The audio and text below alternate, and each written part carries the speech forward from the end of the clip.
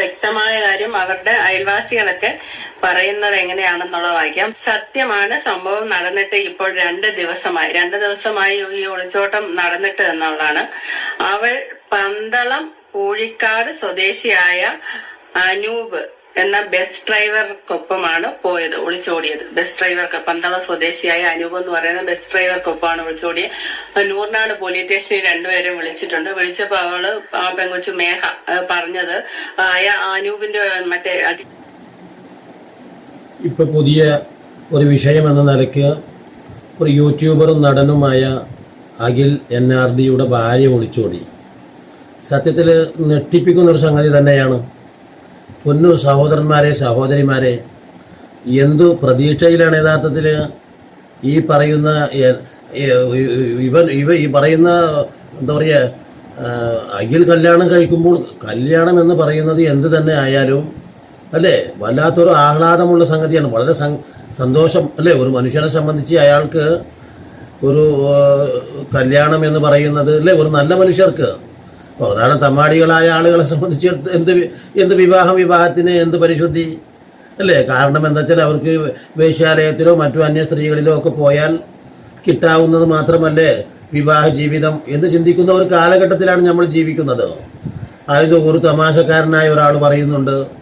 കാരണം ഒരു ദിവസം വിവാഹം കഴിഞ്ഞ് ആദ്യ രാത്രിയിൽ തന്നെ ഭർത്താവിനോട് ഭാര്യ ചോദിക്കുന്നു, എന്താണ് ഏട്ടാ കല്യാണം എന്ന് പറയുന്നത്.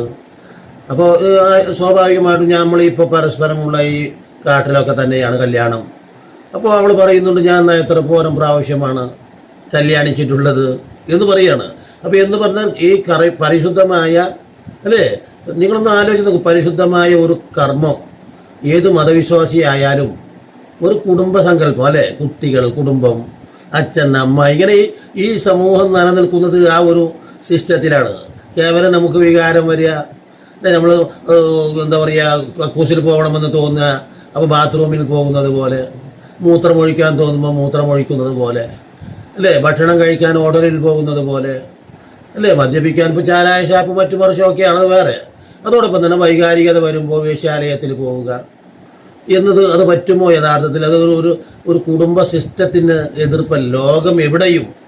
ലോകത്ത് എവിടെയുമുള്ള കുടുംബപരമായ സിസ്റ്റത്തിന് ഒരിക്കലും യോജിക്കണില്ല അല്ലേ. ഒരു സഹോദരന്മാരെ നിങ്ങളൊന്ന് നോക്കി, ഒരു സ്വന്തം ഭാര്യ, ആ ഭാര്യയെ ഒരു രാജ്ഞിയെ പോലെയാണ് ഈ സാധു വളർത്തിക്കൊണ്ടുവരുന്നത്. എല്ലാവിധ സൗകര്യങ്ങളും മാത്രമല്ല, ഒരു എന്താ പറയുക, ആനിവേഴ്സറിക്കോ മറ്റോ എന്തോ ആണ് തോന്നുന്നു, അതോ ഇനി വിവാഹ വാർഷികത്തിനാണോ എന്തോ ഒരു ഫോർച്യൂണർ കാറാണ് വാങ്ങിക്കൊടുക്കുന്നത്. ആലോചിച്ച് നോക്കും നിങ്ങൾ.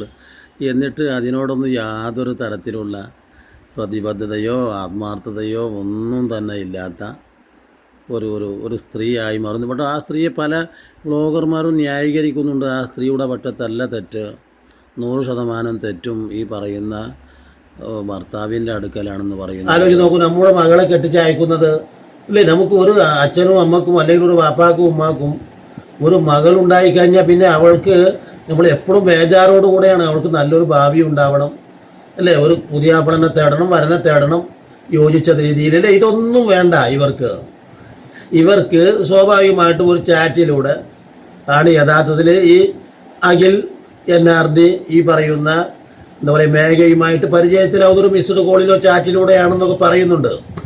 പക്ഷേ തീർച്ചയായിട്ടും അത്തരത്തിലുള്ള ജീവിതവും യഥാർത്ഥത്തിൽ വിജയിക്കുന്നുണ്ട്. ഈ നമ്മളൊരു കാര്യം പറയാതിരുന്നുകൂടാ, ഈ അഖിൽ NRD എന്ന് പറയുന്ന ഈ പ്രശസ്ത വ്ളോഗറാണ്. അദ്ദേഹം വളരെ രസകരമായിട്ട് വ്ളോഗ് ചെയ്യുന്നു. ഈ പറയുന്ന ഭാര്യയെ അതിൽ ഉൾപ്പെടുത്തുന്നു. അദ്ദേഹം തന്നെ പറയുന്നുണ്ട്, 8 മണിക്കൂറോളം എനിക്ക് ഈ പറയുന്ന ഒരു വ്ളോഗ് തയ്യാറാക്കാൻ സമയം വരും. അങ്ങനെ ഒരു ദിവസം നമുക്ക് നോക്കിയാൽ കാണാം 1 or 2 വ്ളോഗുകൾ. അപ്പോൾ സത്യത്തിൽ ഇവിടെ ഒരു പരാജയവും സംഭവിക്കുന്നത് നമുക്ക് കാണാതിരുന്നുകൂടാ. ആലോചിച്ച് നോക്കൂ, നിങ്ങളൊന്ന് ആലോചിച്ച് നോക്കൂ, ഈ വീഡിയോ ഒന്ന് കണ്ടു നോക്കൂ. അപ്പോൾ എന്താണെന്ന് ചോദിച്ചാൽ സ്വാഭാവികമായിട്ടും ഈ സ്ത്രീക്ക് സ്വർഗതുല്യമായ ഒരു ജീവിതമായിരുന്നു അവിടെ ഉണ്ടായിരുന്നത്. കാരണം ഇഷ്ടം പോലെ പണമുണ്ട്. നമ്മളെല്ലാവരും സത്യത്തിൽ സ്വർഗീയ ജീവിതം എന്ന് ലോകത്ത് പറയുന്നത് എന്താണ് എന്ന് ചോദിച്ചാൽ, നരകജീവിതം എന്ന് പറയുന്നതോ രോഗം കൊണ്ടും പൈസ ഇല്ലായ്മ കൊണ്ടും അല്ലേ, ദാരിദ്ര്യം കൊണ്ടുമൊക്കെ വല്ലാതെ ക്ലേശിക്കുമ്പോൾ നമ്മൾ പറയും ഒരു നരക ജീവിതമാണ് ആ വീട്ടിൽ അല്ലേ?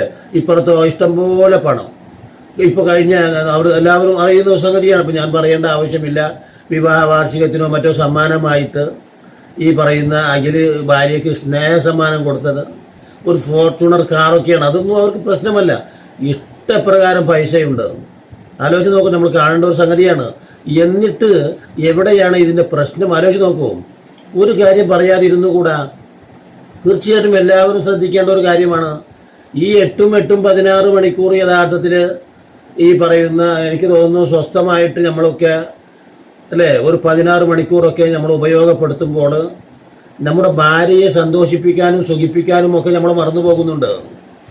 ഇവർ ആദ്യം ചാറ്റ് ചെയ്തു പ്രണയിച്ചു ഒക്കെ വിവാഹം ചെയ്തെങ്കിലും സ്ത്രീകൾക്ക് കൊടുക്കേണ്ടത് ഇപ്പുറത്തുനിന്ന് അങ്ങോട്ട് കൊടുക്കണമല്ലോ.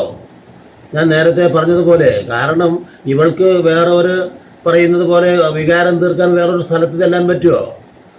കല്യാണമെന്ന് ഞാൻ പറയുന്നത് നിയമപ്രകാരമുള്ള വൈകാരിക ശമനം അതിലുണ്ട്. അപ്പോൾ ഇവളെ സംബന്ധിച്ചിടത്തോളം ഇവൻ്റെ ഈ കാട്ടൽ കുറച്ച് ഓവറാവുന്നുണ്ട്. കാരണം ഭാര്യയെ അമിതമായി സ്നേഹിച്ചിരിക്കുന്നു, വിശ്വസിച്ചിരിക്കുന്നു, ഒക്കെ ശരി. പക്ഷേ ഭാര്യയ്ക്ക് കൊടുക്കേണ്ട വേറെ ഒരു സംഗതി കൂടെ കൊടുക്കേണ്ടതുണ്ട്. അത് കൊടുത്തില്ലെങ്കിൽ എന്താ സംഭവിക്കുക? സത്യത്തിൽ സ്വാഭാവിക ഇപ്പുറത്ത് ശ്രീനാരായണ ഗുരു പണ്ട് പറഞ്ഞ ഒരു സംഗതിയുണ്ട്.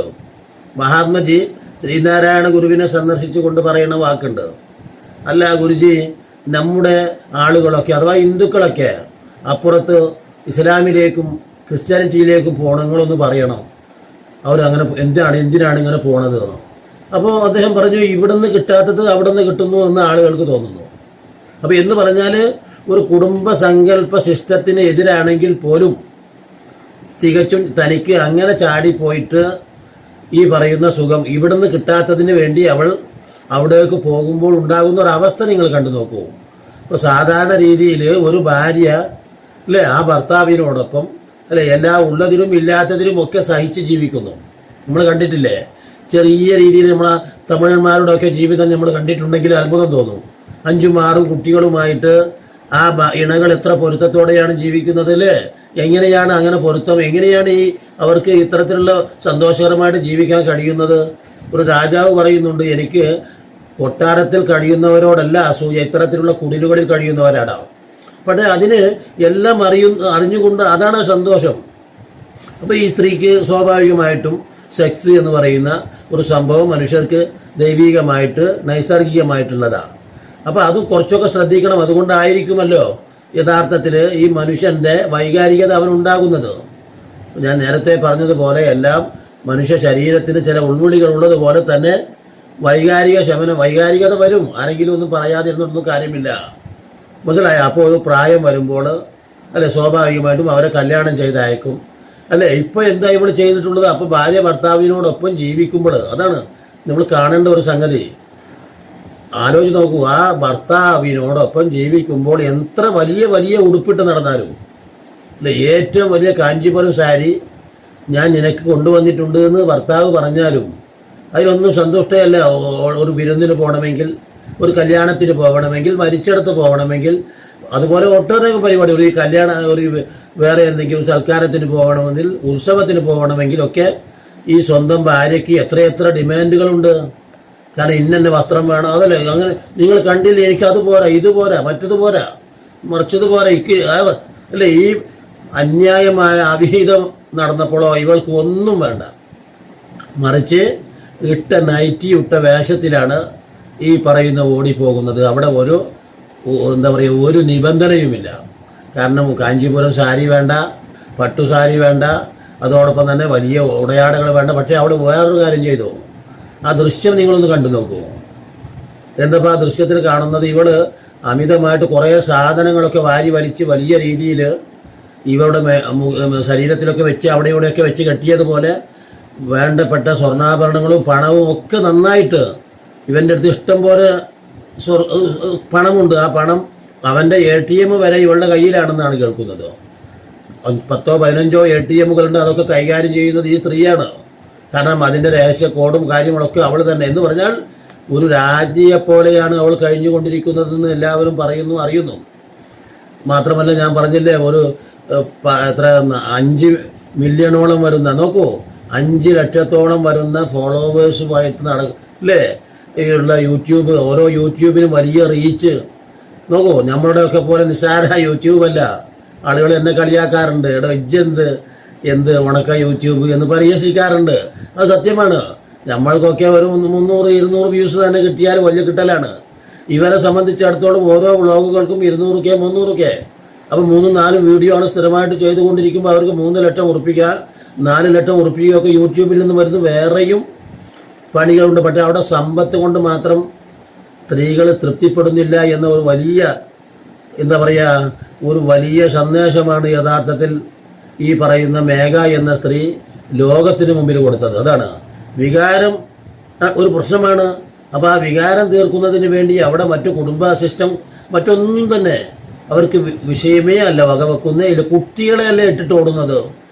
ഷഹല എന്ന് പറയുന്ന ഒരു സ്ത്രീ, ഒരു 5-8 വയസ്സായ കുട്ടിയുണ്ട്, നല്ല സുഖമാണ്. അതുപോലെ തന്നെ രാജകീയമായിട്ട് കഴിയുകയാണ് സഫാന എന്ന് പറയുന്ന സ്ത്രീയുടെ ഒളിച്ചോട്ടം. ഞാൻ പറയാറുണ്ട്, രാജ്ഞിയെ പോലെയാണ് കഴിയുന്നത്. അതുപോലെ തന്നെയാണ് ഇവളും കഴിയുന്നത്.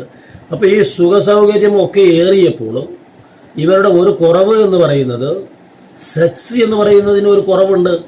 പക്ഷേ നല്ല സ്ത്രീകൾ ഈ സെക്സ് എന്ന് പറയുന്നത് കുറവുണ്ടെങ്കിലും സ്വാഭാവികമായിട്ടും അതൊന്നും ഇവനെ സംബന്ധിച്ച് ചിലപ്പം ഈ വീഡിയോയിൽ മാത്രം ശ്രദ്ധിച്ചുകൊണ്ട് അല്ലേ 10-16 മണിക്കൂറുമൊക്കെ എടുത്ത് വേറെ ഒന്നിലേക്കും ശ്രദ്ധിക്കാതെ വരുമ്പോൾ ഭയങ്കര ക്ഷീണിതനും മറ്റുമൊക്കെ ആയിട്ട് ലൈംഗിക ബന്ധത്തിലൊന്നും അവൾക്ക് സെക്സ് ചെയ്ത് കൊടുക്കാനൊന്നും കഴിയാത്തത് കൊണ്ടുള്ള നിരാശയുണ്ടോ എന്ന് അറിഞ്ഞുകൂടാ. പക്ഷേ അവിടെ അയൽവാസിയായ സ്ത്രീകൾ പറയുന്ന കുറേ കാര്യങ്ങളുണ്ട്, അത് നിങ്ങൾ കേട്ടിട്ടുണ്ടാകും. അപ്പോൾ ആലോചിച്ച് നോക്കൂ. അപ്പം നമ്മൾ ആവശ്യമുള്ള കാര്യങ്ങൾ, അതാണ് അള്ളാഹുവിൻ്റെ റസൂലാകുന്ന പ്രവാചകൻ, വിശ്വാസികളുടെ പ്രവാചകൻ അല്ലെ, ലോകത്തിൻ്റെ പ്രവാചകൻ, മനുഷ്യരുടെ പ്രവാചകൻ ഏറ്റവും ദേഷ്യം പിടിച്ച ഒരു സമയമുണ്ട് ജീവിതത്തിലോ. അപ്പോൾ നമ്മൾ മനസ്സിലാക്കേണ്ടതുണ്ട്.